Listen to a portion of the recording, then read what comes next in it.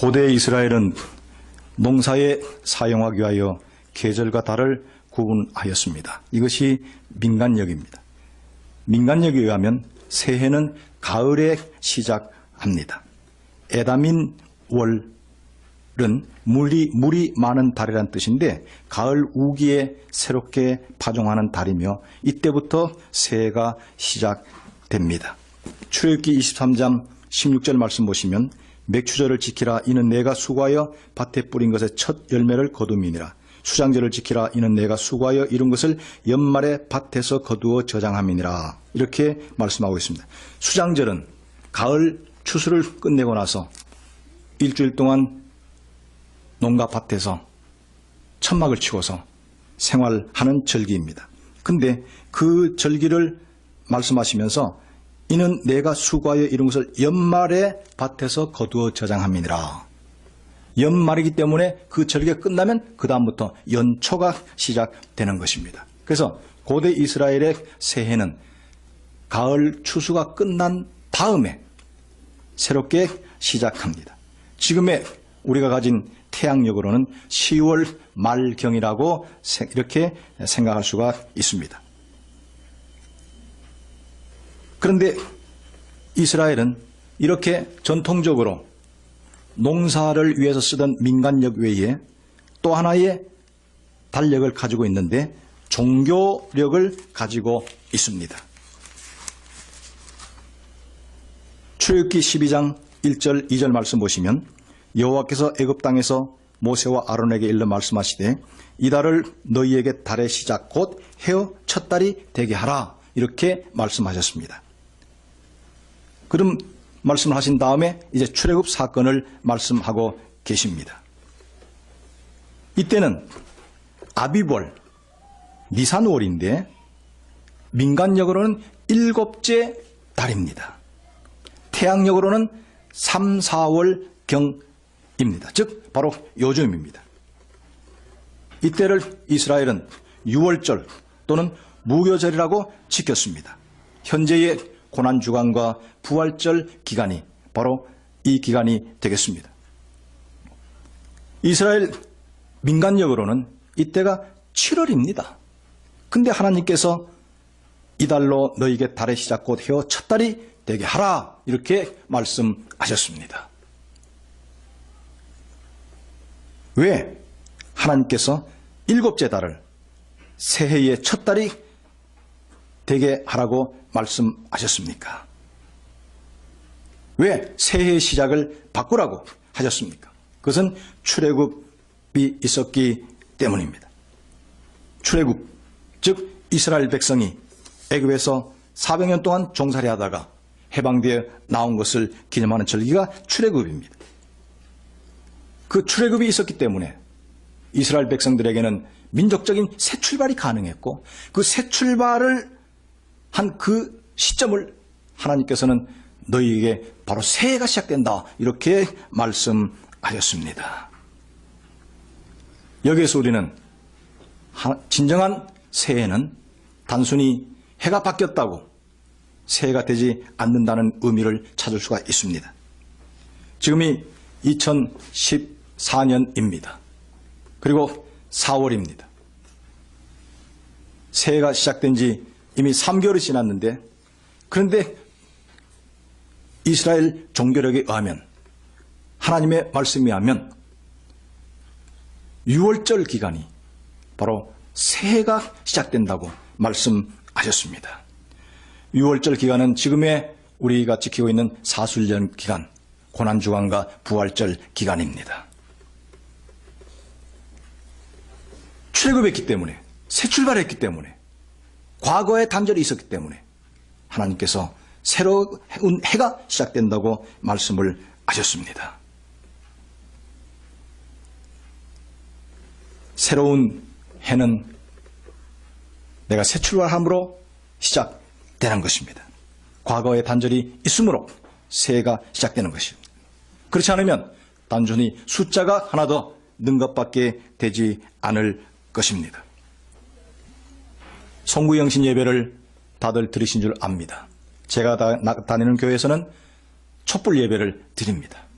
촛불을 들고서 지난 해를 되돌아보면서 새해를 설계합니다. 석 달 지났습니다. 석 달 전 송구영신 예배 때 주님 앞에서 촛불을 들고 혹은 깊은 묵상기도 가운데 어떤 회개와 어떤 다짐을 하셨습니까? 그리고 새해에 다짐한 그 다짐이 지금 실천되고 있습니까? 아마 어떤 분들은 그때 내가 무슨 다짐을 했던가조차도 이미 잊어버린 분들이 있을 것입니다. 그런 분들은 숫자는 바뀌었지만 진정한 의미의 새해는 아직 경험하지 못했다고 말할 수가 있습니다. 과거와의 단절 그리고 새로운 출발이 있을 때 진정한 새해가 됩니다. 하나님께서 이스라엘 민족이 출애굽했을 때에 이때부터 새해가 시작된다고 새로운 새해를 말씀하신 것은 민족적인 새 출발이 있었기 때문입니다. 여기서 우리가 민족적인 새 출발이 있게 된 그 밤의 사건을 되돌아보면 하나님께서 어린 양을 잡으라고 말씀하셨습니다. 그래서 피를 문설주에 뿌리라고 했습니다. 그날 밤 애굽 전역에 왕궁에서부터 저 소시민들 일반 백성들 가정까지 모든 첫 새끼들이 다 첫 자녀들이 다 죽음을 당할 때에 고센 땅 이스라엘 백성의 집에서는 전혀 울음소리가 들리지 않았습니다. 왜냐하면 죽음의 그림자가 지나가지 않았기 때문입니다. 문설주와 임방의 어린 양의 귀한 피가 거기에 묻어 있었기 때문입니다. 세례 요한은 예수님께서 지나가실 때 보라 세상 죄를 지고 가는 하나님의 어린 양으로 말씀했습니다. 예수 그리스도 우리를 위하여 어린 양으로 이 땅에 오셨습니다. 주님께서 말씀하십니다. 너희가 내 살을 먹고 내 피를 마시는 자는 영생을 가졌고 마지막 날에 내가 그를 다시 살리리니 말씀하셨습니다. 왜냐하면 내 살은 참된 양식이요 내 피는 참된 음료라고 말씀하셨습니다. 또 나는 하늘에서 내려온 떡이요 살아있는 떡 세상의 생명을 위한 양식이라고 말씀을 하셨습니다. 이스라엘 백성이 어린 양의 보혈을 통해서 구원받았듯이 오늘 우리는 어린 양 예수 그리스도의 보혈을 통하여 그 살과 피를 받아들임으로 즉 믿음으로 우리는 구원받을 수가 있습니다. 이런 어린 양의 보혈을 통하여 즉 대속을 통하여 피의 희생자를 통하여 구원받는 사건은 하나님께서 에덴 동산에서 우리들에게 교훈하셨습니다. 아담과 하와가 범죄했을 때에 하나님께서 찾아오셨습니다. 아담과 하와가 숨었습니다. 너희가 왜 숨었느냐? 두려워하여 숨었습니다 했습니다. 저들이 눈이 밝아 벗은 것을 알고 두려워하여 숨었습니다. 그리고 저들은 자신들의 수치를 가리기 위하여 무화과 나무를 가지고서 치마를 만들어 입었습니다. 실패했습니다. 하나님께서 메시아를 약속해 주셨습니다. 창세기 3장 15절에 내가 너로 여자와 원수가 되게 하고 내 후손도 여자의 후손과 원수가 되게 하리니 여자의 후손은 내 머리를 상하게 할 것이요 너는 그의 발꿈치를 상하게 할 것이니라 말씀하시는데 이 말씀은 최초의 메시아에 대한 예언입니다. 약속입니다. 그런데 이것은 약속인데 그 약속이 이루어질 때까지는 창세기 3장 21절에 여호와 하나님이 아담과 그의 아내를 위하여 가죽옷을 지어 입히시니라 이렇게 말씀하고 있습니다. 즉 메시아의 약속을 했습니다. 메시아가 오셔서 어린 양으로 오셔서 십자가에서 살과 피가 찢기고 흘려져야 되는데 그때까지는 다른 짐승이 대신하여 피 흘림으로 우리의 죄가 용서받는다는 것을 가르쳐주신 것이 창세기 3장 21절입니다. 그래서 이 창세기 3장 21절을 최초의 희생제사, 원시 희생제사라고 말합니다. 생각해 보세요. 가죽옷 한 벌 만들기 위해서는 죄 없는 짐승 한 마리가 죽어야 합니다. 아담과 하와가 하나님께서 만들어주신 가죽옷을 입고 자신의 죄와 허물을 가리웠지만은 죄 없는 다른 짐승 한 마리가 피 흘려 죽었기 때문에 그들이 가죽옷을 얻어 입을 수가 있었습니다. 그러므로 오늘 우리가 예수 그리스도를 통하여 영적인 의미에서는 가죽옷 한 벌 얻어 입고 우리의 죄와 허물을 가리우고 구원받게 되는 것입니다. 창세기 3장 15절에는 메시아를 여인의 후손으로 보내주신다고 약속하셨는데 갈라디아 4장 4절 보시면 때가 참에 하나님이 아들을 보내사 여인에게 나게 하셨다 이렇게 말씀하고 있습니다. 때가 참에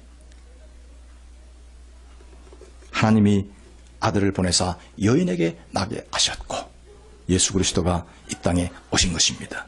어린 양으로 오신 것입니다. 우리를 위하여 십자가에 대신 죽으시기 위하여 오신 것입니다.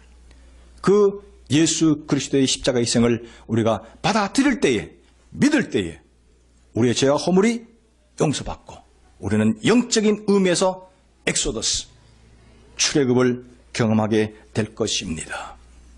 내가 영적인 의미의 출애굽을 경험한 바로 그때에 나는 새롭게 태어난 것이고 내 인생을 새롭게 시작하고 그래서 제2의 생일을 가졌다고 말할 수가 있습니다. 하나님께서 이스라엘 백성에게 출애굽한 날을 기념하여 새해가 시작된다고 말씀하신 그런 의미가 여러분의 삶 속에 경험되기를 바랍니다. 예수 그리스도를 구주로 영접하는 순간 우리는 새 출발할 수가 있고 새로운 인생을 살 수가 있고 하나님의 자녀로서의 삶을 살 수가 있습니다. 영적인 의미의 엑소도스를 경험하시기 바랍니다. 예레미야 18장 1절에서 6절 말씀 보시면 이런 말씀이 있습니다. 하루는 하나님께서 예레미야에게 말씀하십니다. 예레미야야, 저 아래 동네 토기장의 집을 가봐라. 예레미야가 내려가 봤습니다. 거기 토기장이가 진흙으로 그릇을 만드는데 진흙을 가지고 이렇게 돌리면서 모양을 이렇게 만듭니다. 근데 돌리다가 자기 마음에 들지 않으면 다시 진흙을 으깨어서 새롭게 만드는 것을 예레미야가 보고 있습니다. 그때 하나님의 말씀이 들립니다. 이스라엘 족속아, 이 토기장이가 행하는 것 같이 내가 능히 너에게 행하지 못하겠느냐? 이스라엘 족속아, 진흙이 토기장의 손에 있음 같이 너희가 내 손에 있느니라 말씀하셨습니다. 원래 인간은 진흙 한 덩이였습니다. 그 진흙 한 덩이를 가지고 하나님께서 당신의 아름다운 형상을 우리에게 주시고 아름다운 거룩한 사람으로 우리를 만드셨습니다. 그런데 그만 범죄로 말미암아 그 아름다움과 그 거룩함이 사라져버리게 되었습니다. 토기장이가 진흙으로 그릇을 만들다가 마음에 들지 않으면 새롭게 으깨서 만드는 것처럼 하나님께서는 지금도 우리를 새롭게 만들기를 원하십니다. 이 시간 우리 모두가 겸손하게 하나님 앞에 고백하십시다. 하나님, 나는 진흙 한 덩이입니다. 당신의 손에 다시 올려놓습니다. 나를 새롭게 만들어 주시옵소서라고 겸손하게 우리는 기도합시다. 이스라엘 족속아, 토기장이가 행하는 것 같이 내가 능히 너에게 행하지 못하겠느냐? 이스라엘 족속아, 진흙이 토기장의 손에 있음 같이 너희가 내 손에 있느니라. 창조주 하나님의 손에 나를 다시 올려놓을 때에 우리는 재창조의 은혜를 입을 수가 있습니다. 새 출발의 은혜를 입을 수가 있습니다. 출애굽의 감격의 은총을 경험할 수가 있습니다. 이런 새 출발을 했기 때문에 진정한 새해를 맞이하는 사순절 기간 되시기 바랍니다. 이스라엘 백성들이 새 출발한 기간이 바로 6월절, 지금의 사순절 기간, 더 가깝게는 고난주간과 부활절이 있는 그 기간입니다. 그렇다면 바로 요즘입니다. 이스라엘 백성들이 출애굽한 그 기간, 우리가 고난주간과 부활절을 지금 맞이하고 있습니다. 형식적인 고난주간, 형식적인 부활절이 아니라 출애굽함으로 새 생명 얻음으로 진정 하나님의 자녀로서의 감격과 기쁨을 가지고 부활절을 맞이하는 성도 되시기 바랍니다. 여기서 우리가 또다시 생각해 봐야 할 것이 있습니다. 출애굽, 이스라엘 백성들이 홍해를 건너게 되었습니다.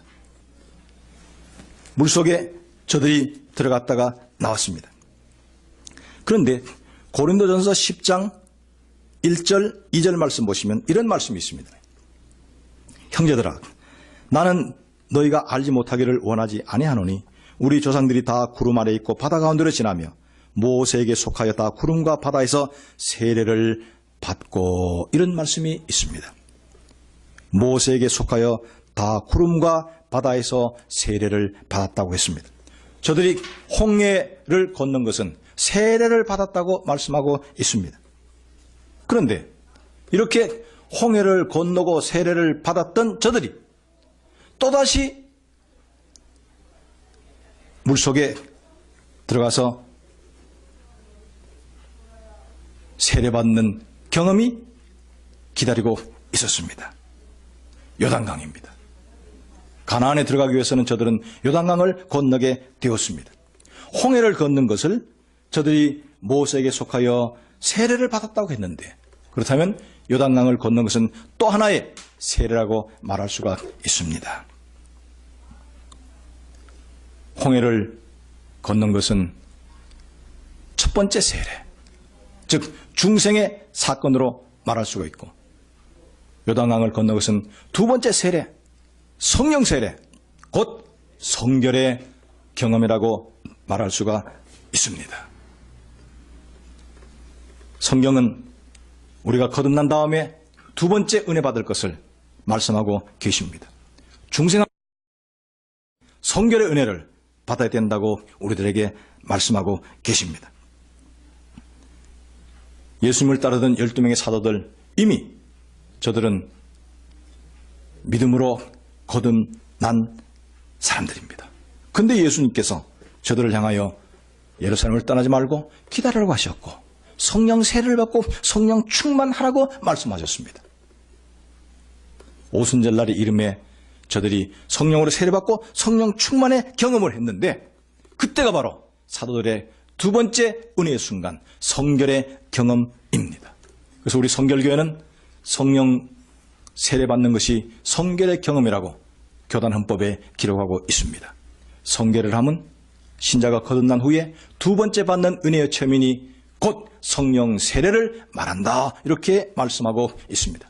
두 번째 받는 은혜의 경험, 즉 홍해를 건넌 다음에 요단강을 건너면서 또 한 번에 영적인 세례를 받는 것을 성결의 경험이라고 말하고 있는 것입니다. 백부장 고넬료 사도행전 10장에 보시면 이미 이방인 가운데 드물게 하나님을 섬기던 사람입니다. 그런데 베드로가 와서 하나님 말씀을 증거하고 예수 그리스도의 복음을 저들에게 증거했을 때에 오순절과 똑같이 고넬료의 가정 식구들 위에 성령께서 임하셨습니다. 고넬료 그리고 그의 가족들도 두 번째 은혜의 경험을 한 것입니다. 사마리아에 있던 성도들, 그들이 이미 전도를 받았습니다. 많은 성도들이 발생했다는 보고를 듣고서 베드로와 요한이 내려갔습니다. 베드로와 요한이 복음을 전하고 그들을 위하여 기도할 때 성령님께서 사마리아 성도들에게 임하게 되었습니다. 사마리아 성도들 두 번째 경험, 성령 임재의, 성령 세례의 경험을 하게 된 것입니다. 사도행전 19장에는 에베소에 있는 12명의 제자에 관한 기록이 나타나 있습니다. 에베소 있는 성도들, 저들은 물세례는 받았지만 성령에 관해서는 아직도 알지 못했는데 바울이 저들에게 기도하며 저들이 성령을 받았다고 되어 있습니다. 이토록 12명의 사도들이나 백부장 고넬료나 사마리아 성도들이나 에베소에 있는 성도들은 저들이 첫 번째 은혜를 받은 다음에 두 번째 은혜의 경험, 즉 성령 경험을 함으로써 성령 세례를 받음으로 성결의 은총을 받았습니다. 그래서 요한웨슬리 목사님께서 성결, 성화, 거룩, 그리스도인의 완전을 외치면서 거듭난 다음에 두 번째 은총을 경험하라고 말씀하셨습니다. 즉 홍해를 건넌 다음에는 요단강을 건널 것을 말씀하신 것입니다. 이스라엘 백성들 홍해를 건너므로 새 출발했습니다. 중생했습니다. 그러나 성경은 거기서 머물지 말고 가나안을 향하여 계속 나아갈 것을 말씀하십니다. 가나안에 들어가기 위해서는 이제는 요단강을 건너야 했습니다. 홍해를 건넌 것이 세례받은 것이라고 말씀하셨는데, 그렇다면 요단강을 건넌 것은 또 한 번의 세례, 두 번째 세례를 말합니다. 성경에는 물세례를 받은 다음에는 성령 세례 받으라고 말씀하셨습니다. 예수 그리스도의 희생을 믿는 믿음을 통하여 죄를 용서받고 거듭나는 중생의 경험을 하셨습니까? 감사함으로 아멘 하셔야 합니다. 그러나 거기서 머물지 말아야 합니다. 거기서 머물지 말고 더 나아가서 두 번째 은혜의 경험, 또다시 물속을 통과하는, 요단강을 통과하는 두 번째 세례, 물세례 다음에 성령 세례의 경험을 해야 합니다. 성령 세례를 받고 성령 충만함으로 사도들과 마찬가지로 성결의 은혜를 경험해야 합니다. 하나님께서 이스라엘 백성을 출애굽하신 사건이 목적이 아닙니다. 가나안 땅에 정착해서 살면서 하나님께 영광을 돌리는 선민의 삶을 사는 것이 출애굽의 목적인 것처럼 하나님께서 우리를 거듭나게 하신 것이 하나님의 궁극적 목적이 아닙니다. 거듭난 다음에 성결한 백성이 되어서 아버지가 거룩하니 거룩한 백성이 되어서 거룩한 아버지께 영광을 돌리는 그 같은 백성이 되는 것이 하나님의 목적이고 우리의 부르심의 뜻입니다. 데살로니가 전서 4장 3절 말씀을 보시면 하나님의 뜻은 이것이니 너희의 거룩함이라 그랬습니다. 하나님의 뜻, 우리의 거룩함이라고 말씀했습니다. 똑같은 4장 7절 말씀 보시면 주께서 우리를 부르심은 부정케 하심이 아니요 거룩케 하심, 즉 성결케 하심이라고 말씀을 하셨습니다. 중생하여 새 출발의 경험, 영적인 의미의 새해를 경험하셨습니다. 감사한 일입니다. 기적의 사건입니다. 그러나 거기서 머물러서는 되지 않습니다. 더 나아가서 또 한 번의 강을 통과해야 합니다. 또 한 번의 세례를 받아야 합니다. 물세례 다음에 성령 세례가 기다리고 있습니다. 홍해를 건넌다면 요단강을 건너는 사건이 기다리고 있습니다. 두 번째 은혜의 경험, 성령 세례의 경험을 통하여 성결의 은혜를 받으심으로 홍해를 건넌 목적이 이루어져야 할 것입니다. 출애굽하신 하나님의 목적이 요단을 건너므로 이루어진 것처럼 중생 다음에 성결의 은혜를 경험함으로 우리를 중생케 하신 하나님 아버지의 그 목적이 이루어지는, 또 이루어드리는 거룩한 성도가 되어야 하겠습니다. 말씀을 정리하겠습니다. 하나님께서 출애굽하는 이스라엘 백성을 향하여 이달로 헤어 첫 달이 되라고 말씀하셨습니다. 그때는 이스라엘 민간력으로 7월입니다. 그런데 하나님께서 이때부터 새해라고 말씀하셨습니다. 그것은 영적인 의미의 새 출발을 의미합니다. 우리의 삶 속에 이와 같은 출애굽의 사건이 있어야 합니다. 그러나 출애굽만 가지고는 되지 않습니다.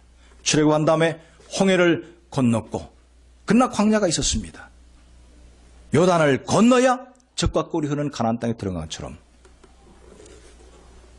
홍해를 건넌 다음에 요단강 건너는 사건, 즉 물세례를 받은 다음에 또 한 번의 세례, 성령 세례를 통하여 중생 다음에 성결의 은혜를 받는 성도가 되어야 합니다. 이것이 하나님께서 우리를 부르신 뜻이요 목적입니다. 그 뜻에 순종하는, 그래서 거룩한 하나님의 아들 딸들이 되시기를 주님의 이름으로 간절히 당부를 드립니다.